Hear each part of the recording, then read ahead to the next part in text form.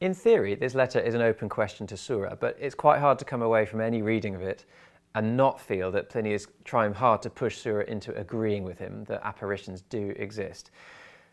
If that's what Pliny is trying to do, is he pushing an open door, or is this a radical view? We don't know what Sura wrote back, because we don't know if Pliny ever actually sent this as a letter to him, and there are no straight answers, but we can see plenty of other ancient views on ghosts and apparitions to help us get an idea. And what I want to do in this lecture is put some of those together to give you some material with which to judge Pliny. Two preliminary points to make. First of all, there must have been a wide range of views. Many people in antiquity believed in magic and certainly in religion. It follows that probably many believed in ghosts. What's less certain is how many very well-educated people, like a Pliny or a Sura, would have believed in such things. Second, to generalise, as humans, we are quite good at holding contradictory beliefs. It is not uncommon for someone to lay flowers on the tomb of a departed relative, even while believing that their departed relative has gone to join Christ in heaven and therefore has no interest in earthly things. It is perfectly possible for people to have these kinds of double beliefs, not least around death and burial, which is such an important part of human experience, surrounded by beliefs and superstition. Think only of the pyramids in Egypt. Now, one common belief that we come across in antiquity is that if you haven't been correctly buried, ritually buried, then your soul will be trapped on earth. And in fact, the very first ghost we come across in ancient literature is precisely in that type. It is the ghost of Patroclus, Achilles' friend in the Iliad, who comes to Achilles in book 23 after his death and says, "You need to bury me because I'm stuck." So we've got a kind of type here of the unburied ghost. We find them coming up later, such as Elpina in the Odyssey. We've got Palinurus in the Aeneid, and this is quite pertinent to us because Athenodorus in Pliny's letter is precisely that type, the unburied ghost. Another type of ghost that we see on the tragic stage, for instance, in Greek tragedy, is the ghost of the murdered man or the murdered woman. So a very clear example of that is Polydorus, who actually opens one of the plays of Euripides' Hecuba, demanding justice for his murder. So, to cut a long story short, we have plenty of ghosts in high literature, like epic and stalking the stage of tragedy. That is not special to the ancient world. Think of the kind of ghosts you get in Shakespeare, Hamlet, or even the ghosts in, say, A Christmas Carol. There's a degree to which audiences are willing in those kinds of genres to suspend belief. Doesn't actually follow that everyone literally believes in these things. We can see that they have a dramatic function within the bounded area of, if you like, fiction and of the stage. What about outside that world? If you actually got away from the theatre or from an epic and you asked an educated reader whether ghosts exist, what would he or she have said? Well, you could have got two quite different answers, actually. One answer would have been, yes, they do, and I can prove it. And surprisingly, even Pliny's friend and contemporary, the historian Tacitus, appears to sign up to that camp. The first of Pliny's stories is about a man called Curtius, who sees an apparition in Africa, proclaiming that he's going to come back to Africa and die there. And Pliny presents this as fact.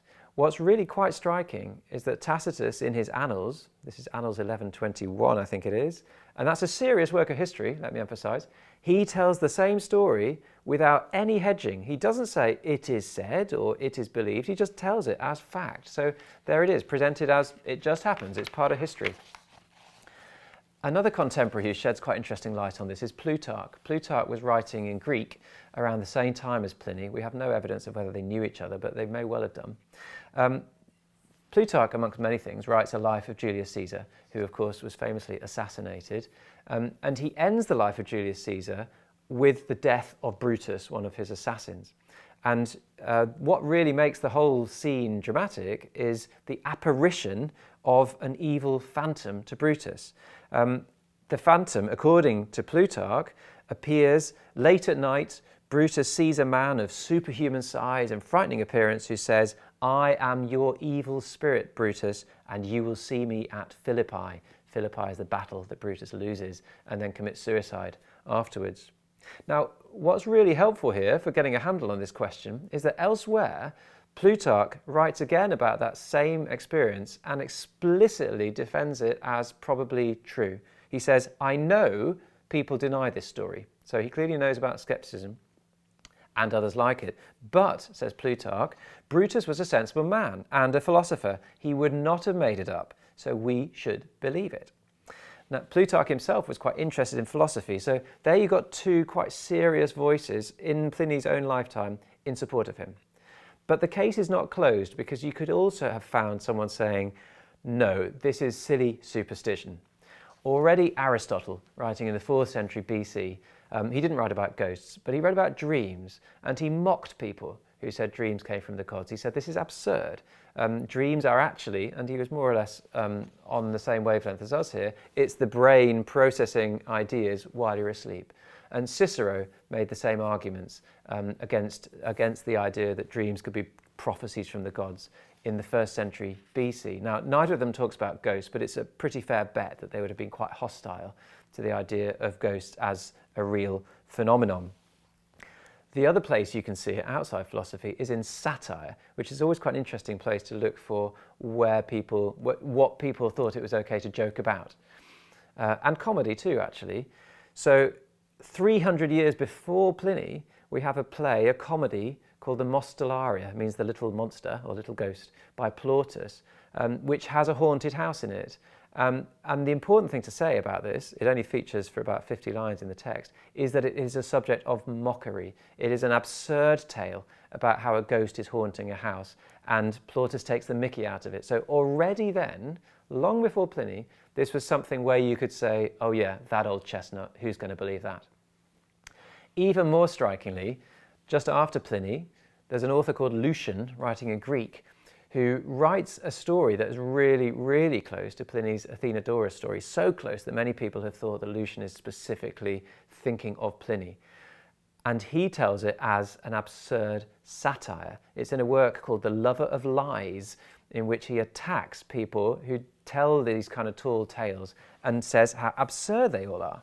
So this one has a philosopher called Arignotus, and he himself tells the story in this work, and he smugly describes how he rented a haunted house.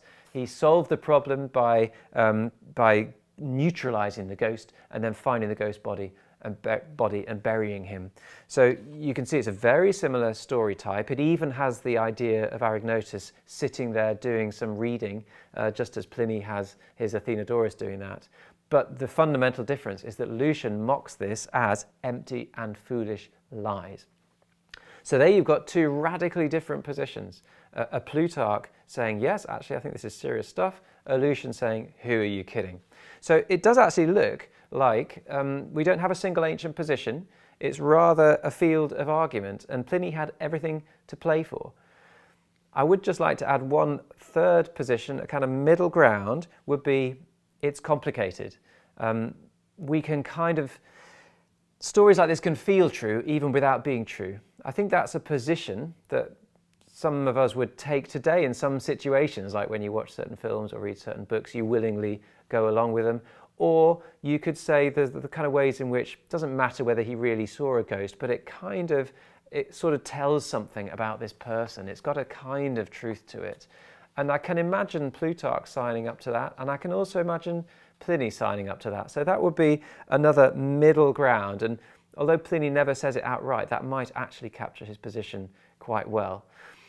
In the last lecture, I actually want to see how Pliny makes his case that we should believe in ghosts.